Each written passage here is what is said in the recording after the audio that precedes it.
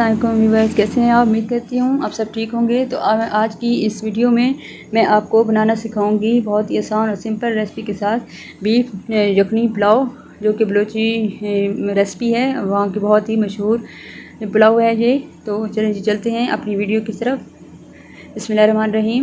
سب سے پہلے ہم نے بیف کا گوشت لی ہے، اس کو اس طرح سے آپ نے بڑی بڑی بوٹیوں میں رکھنا ہے، بڑے سائز میں۔ اور یہ ہمارے پاس تقریباً 3 گنڈے لہسن ہے اور 1 عدد میڈیم سائز پیاز ہے۔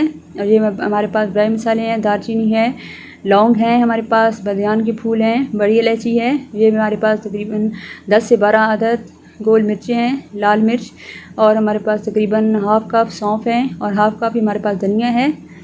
اب ان سب چیزوں کو ہم ایک بوٹلی میں بند کریں گے۔ سب سے پہلے ہم اس میں کالی مرچ ڈالیں گے۔ کالی مرچ ہمارے پاس تقریباً 1 چمچ ہے۔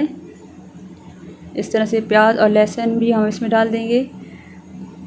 یہ ہمارا دھنیا ہے، ثابت دھنیا ہم نے لیا تھا، یہ بھی ہم اس میں ڈالیں گے۔ اس طرح سے ان سب چیزوں کو ہم اپنی اس بوٹلی میں ڈال کے اپنی یخنی میں ڈالیں گے، اور جو ہماری یخنی کا ٹیسٹ ہے وہ ان سب چیزوں سے بنے گا، اور یہ بہت ہی مزیدار بنتا ہے۔ اور آپ اپنے گھر میں ضرور اس ریسپی کو ٹرائی کریے گا، بہت ہی لذیذ بنتا ہے یہ پلاؤ۔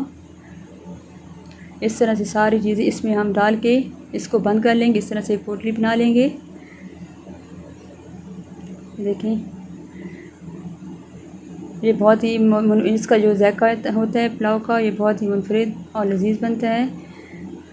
اب ہم شروع کریں گے اس کو بنانا۔ سب سے پہلے ہم اپنا کوکر رکھیں گے آگ پہ۔ اس میں ہم تقریباً 1.5 لیٹر پانی ڈالیں گے۔ اب اس میں ہم اپنی یہ پوٹلی ڈالیں گے جس میں ہم نے اپنے سارے مسالے شامل کیے ہیں۔ اب اس میں ہم اپنا گوشت ڈالیں گے۔ گوشت کی بوٹیاں جو ہیں وہ آپ نے اس طرح سے بڑے سائز میں رکھنی ہیں۔ یہ دیکھیں اس طرح سے گوشت اس میں ڈال کے اب اس میں ہم تقریباً 2 چمچ نمک ڈالیں گے۔ 2 ٹیبل سپون نمک ڈال کر ہم اس کو پریشر کوکر کو تقریباً 10 سے 15 منٹ کے لیے دم دیں گے، تاکہ ہمارا جو گوشت ہے وہ اچھے سے گل جائے اور بوٹی نرم ہو جائے۔ اب ہم پلاؤ کا سامان تیار کریں گے۔ سب سے پہلے ہمارے پاس چاول ہیں۔ چاول ہمارے پاس تقریباً 1.5 کلو ہیں۔ یہ ہمارے پاس 2 سے 3 عدد ٹماٹر ہیں، اور ادرک، لہسن اور سبز مرچ کا پیسٹ ہے ہمارے پاس، اور پیاز ہمارے پاس 2 عدد ہیں بڑے سائز میں، اور یہ ہمارے پاس لیمن سلائسز ہیں، اور پودینہ ہے ہمارے پاس جو کہ ہم نے دھو کے رکھ دیا تھا۔ ہماری یخنی تیار ہو گئی ہے ماشاءاللہ سے۔ اب اس پوٹلی کو آپ نکال لیں گے۔ یہ آپ کو بعد میں بھی استعمال میں آئے گی، اگر آپ کبھی پلاؤ بنائیں گے تو اس کو آپ استعمال کر سکتے ہیں۔ یہ دیکھیں ماشاءاللہ سے ہمارا گوشت جو ہے وہ اچھے سے گل چکا ہے، بوٹی اس سے الگ ہو رہی ہے۔ اب اس یخنی کو ہم الگ کر لیں گے اور بوٹیوں کو الگ کر لیں گے۔ یخنی ہمارے پلاؤ کے کام میں آئے گی۔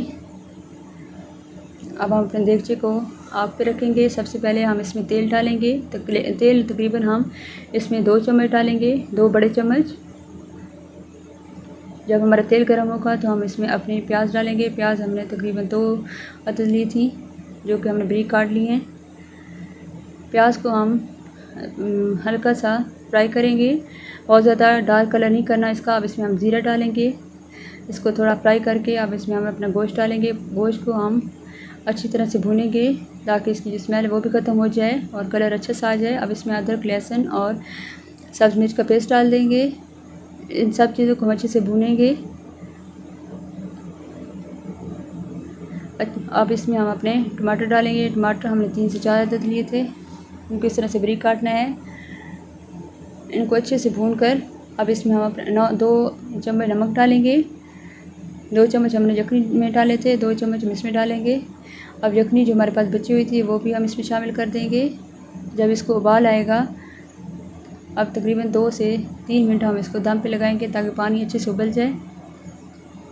جب ہمارے پانی کو ابال آ جائے تو ہم اس میں چاول ڈال دیں گے۔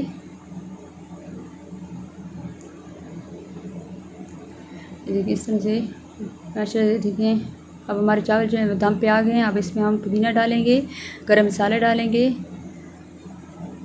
اب اس کے اوپر ہم لیمن سلائسز ڈالیں گے اور تقریباً ہم اس کو 10 سے 15 منٹ کے لیے دم پہ لگا دیں گے۔ چاولوں کو جتنی دیر آپ دم دیں گے ان کا فلیور اور بھی اچھا بنے گا، ان کا جو ذائقہ ہے وہ مزیدار بنے گا۔ آپ دیکھیں یہ ہمارے چاولوں کو دم آ چکا ہے، 10 سے 15 منٹ تقریباً ہو گئے ہیں۔ اب ہم اس کا دم کھولیں گے۔ اگر آپ کو ہماری یہ ویڈیو اچھی لگی ہو تو آپ ہمارے چینل کو لائک کریں، شیئر کر دیں اور سبسکرائب کریں، اور ملیں گے ہم اپنی نئی ویڈیو میں ایک نئی ریسپی کے ساتھ. اس وقت کے لیے اللہ حافظ.